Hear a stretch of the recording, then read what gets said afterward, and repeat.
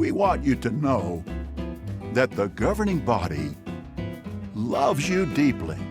Jehovah and discards will the keep person you that we love in you our all like a prayers. piece of garbage. Jehovah discards the person. Undoubtedly, love you the all final very part of piece the of final garbage. part of the last days, shortly before the last day of the last days.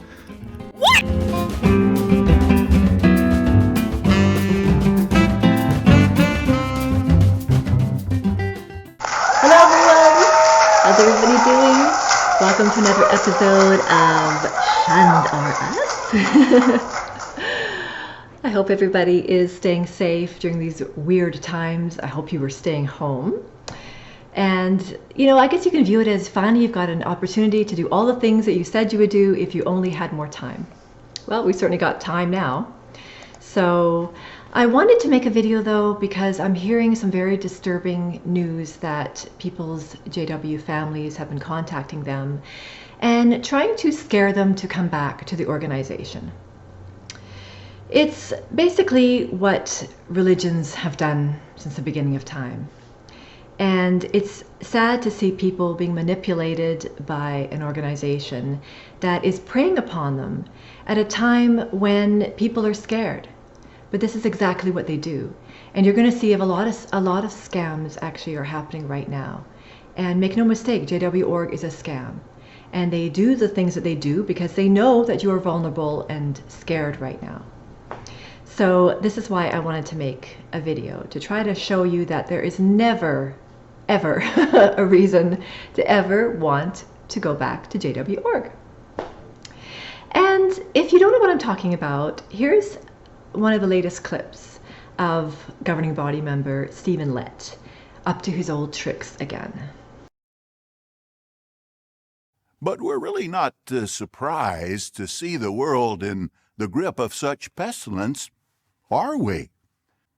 So the events unfolding around us are making clearer than ever that we're living in the final part of the last days, undoubtedly the final part of the final part of the last days, shortly before the last day of the last days. So we see yet again they're exploiting a scary and frightening situation with the idea of luring people back to their organization. This is exactly what the Catholic Church has been doing for thousands of years as well. We know that they used to try to tell people that if they gave them money, they could buy their dead loved ones out of purgatory. And this is how they made billions of dollars. Well, JW.org is really no different, except exchange purgatory or hell for Armageddon. But don't fall for it. They've been saying this since the 1800s. In fact, their very first watchtower said this very thing. This is from the July 1st, 1879 Watchtower and the very first Watchtower. It says that we are living in the last days, the day of the Lord, the end of the gospel age, and consequently in the dawn of the new age are facts, not only discernible by the close student of the Word, led by the Spirit, but the outward signs recognizable by the world bear the same testimony. And we are desirous that the household of faith be fully awake to the fact. This little Armageddon video that I created pretty much sums up their strategy to frighten people, something that they've been using for about 150 years now.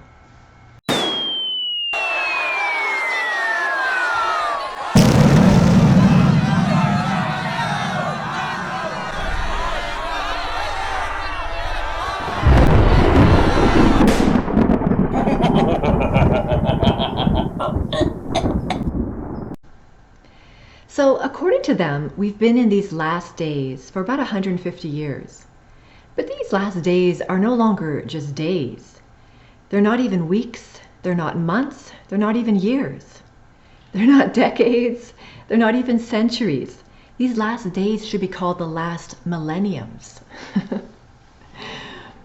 They claim that by constantly warning ad nauseum about these last days, that they are following Christ's example. But he didn't issue his warning for 150 years. He did warn, though, of ones who would do this kind of thing in the book of Luke. And he told us not to go after them.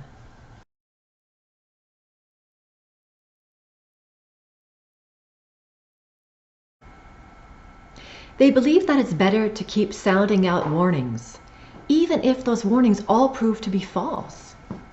But sadly, by doing this, JW.org has become like a malfunctioning car alarm that just keeps sounding off all the time, to the point where it just becomes useless and you can't trust it anymore. Well, history has proven that you can't trust JW.org either. Because every single time something happens, they claim it's the end of the world. An earthquake happens, it's the end of the world. Russia is acting up again, it's the end of the world.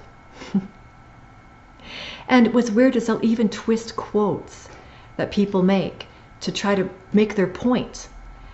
But this is wrong too. Check out what they did in the Truth book. You can see there on the left side, where from the 1968 version, they're quoting from an American Secretary of State. And they have him saying, "I know enough of what is going on to assure you that in 15 years from today, this world is going to be too dangerous to live in." But in the 1981 version, he's quoted as saying, based on what he knew was then going on in the world, it was his conclusion that soon this world is going to be too dangerous to live in. So in the first version, they were pointing towards the fact that in 1975, the end was going to come, and that the world was just going to be too dangerous to live in. But after 1975 happened in their 1981 version, and the end still hadn't come, now he's just saying soon it's going to be too dangerous. But even that's becoming crazy. 1981 is now almost 40 years ago. Soon is an interesting word to use, isn't it? Completely unlike Jesus, JW.org is more like a little boy who cried wolf.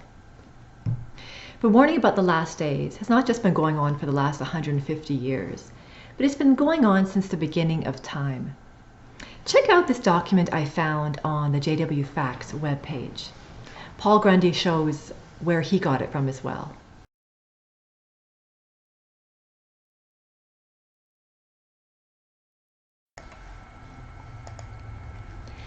So for thousands of years, people have been preaching that they are living in the last days. What is different about it today? Is it worse than before? No, not at all. Ask anybody when they'd rather live. And most people, including witnesses, would say today.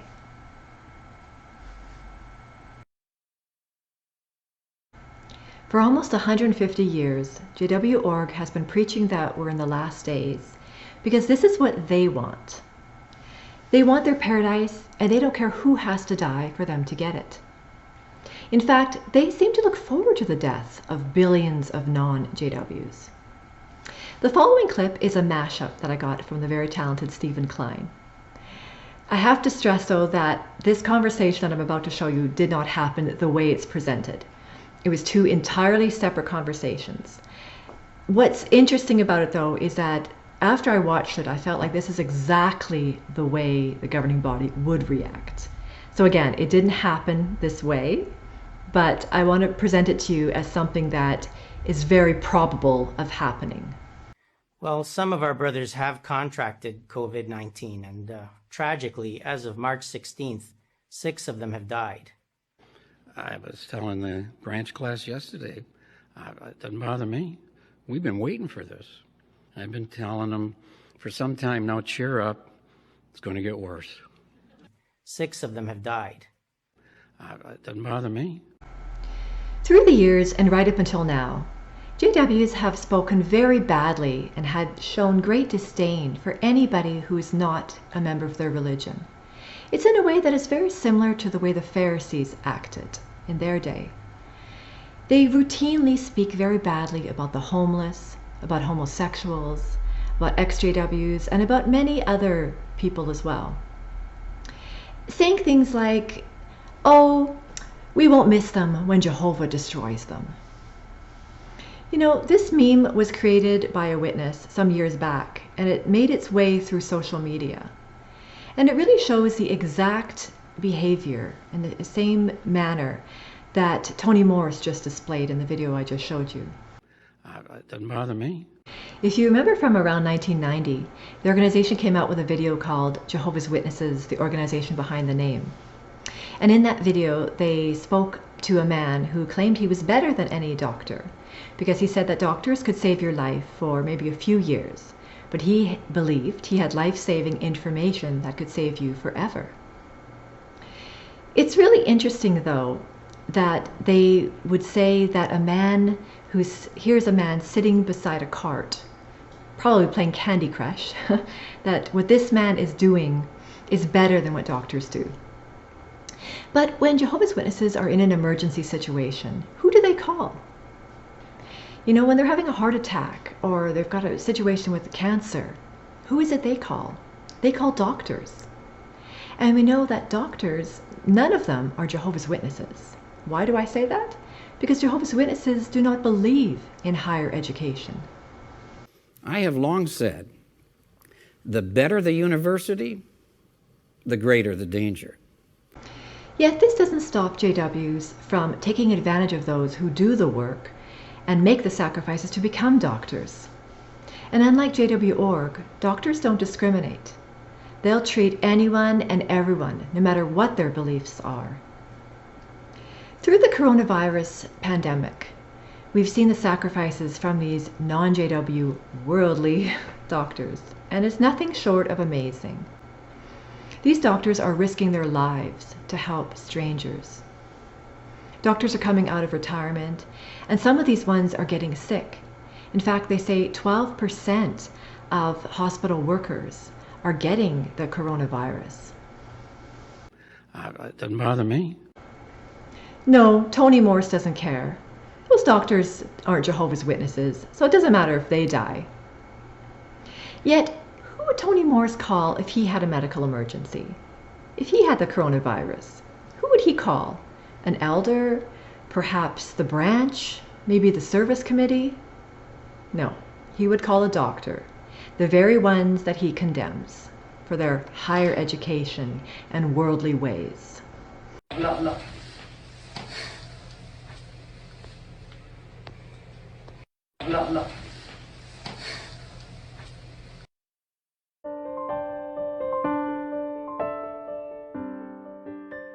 Io ho 25 anni e mi sono laureata a luglio dell'anno scorso. Mi chiamo Samin, 29 anni compiuti una decina di giorni fa. Alla fine abbiamo contattato praticamente direttamente l'ospedale offrendo la nostra disponibilità. Dopo 2 ore già ci avevano detto: siete già disponibili da domani. Mio padre è stato lui in primis a dire vai, fai qualcosa, e sempre dire grazie, anche se facciamo dei piccoli errori, se non sappiamo esattamente come comportarci, nessuno ci critica. Sono tutti talmente oberati di lavoro che il minimo aiuto che uno dia è comunque sgravare le altre persone del lavoro che hanno. I pazienti che mi hanno colpito di più devo dire che sono i colleghi o gli ex colleghi, perché quando un 68enne che è da 1 anno in pensione ti dice vabbè ragazzi, ma se dovete scegliere tra intubare me o quello dell'altra stanza che ha 3 anni in meno, intubate lui. Questa situazione ha stravolto tutto quello che immaginavo della mia vita. La prima parte della giornata, che è quella in cui si è aggiornato su chi è morto la sera, sui nuovi arrivati in pronto soccorso, su quei pazienti che il giorno prima dicevi stanno andando meglio e invece sono stati intubati e sono in anestesia. Allora lì penso non finirà mai. Se ci sarà bisogno ancora di noi qua, staremo qua. E quando esco da lì vedo il sole tramontare, siamo tutti insieme e dico forse posso sopportarla, ecco. Se ci sarà bisogno magari in altre zone d'Italia o del mondo, andremo. When you finally make your way out of JW.org, you begin to realize that we're all just humans who want the same things in life. You begin to lose the Pharisaical attitude and want to start helping one another instead of condemning and judging everybody other than your own kind. It's been really heartwarming to see all the appreciation that people have given to the doctors, the grocery workers, the delivery people, and all these other ones who've really stepped up during this crisis. Many of these ones are risking their lives so that we can have a better life and so that people can survive during this horrible situation that's happening. There are so many amazing people in the world, You know, one of my best friend's husband is a doctor, and he's risking his life to help people. I have another friend whose husband has been volunteering with an organization that gets the groceries for old people. These are old people that are at high risk because of this coronavirus, and they're not able to get out of the house, and they don't have any family who's able to help them. So almost every day he goes and gets groceries and drops them off for them. It's amazing what these people do, and you can't blame them for not believing in an organization who keeps sounding off like some little boy who cried wolf all the time.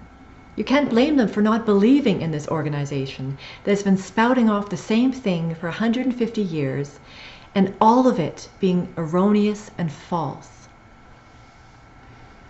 We can see from the evidence that you cannot trust JW.org. It makes no sense that we're supposed to believe in some guy who sits beside a cart and plays Candy Crush all day, and that a man like this is going to survive, but amazing doctors who are risking their lives for you are all going to be destroyed. It doesn't make any sense. Like an annoying car alarm that's gone crazy, JW.org just sounds off their horn at every negative thing that happens. This is the way they've been taught to be. They look for the negative in life and then try to find a way to blame it on the end of the world and that all of us are supposed to believe it over and over again. Oh, it was wrong that time, but it's right this time. Oh, it's wrong again this time, but it's going to be right this time. Times are tough right now, but we're going to get through this. And when we get through it, promise yourself that you're going to go back to your JW family and ask them or tell them to admit to you that we're not living in the last days. Of course, we know that they won't. Because as I said, that's the way their minds are trained, to look for the negative things in life and then blame it on the last days, blame it on the end of the world. But cheer up. It's not the end of the world. So thank you very much for watching. These are scary times we're living in, not because it's the end of the world, but because we're going through a pandemic. We've seen these kinds of things before, and they've been worse actually than this one. So we're going to get through it, but there's things that you need to do, obviously, and there's lots of places online where you can find out how exactly you can cope during these difficult times. Washing your hands, limiting your contact with people. If you happen to be around people, like in a grocery store, stay, I think they say 2 meters away, 6 feet away between you and others. And just do your best to be vigilant in trying to just stay away from crowds, and we're going to have to sit this one out. But we're all in this together. We're going to help one another as best as we can and get through it. Okay, so thank you very much for watching. Take care of yourself.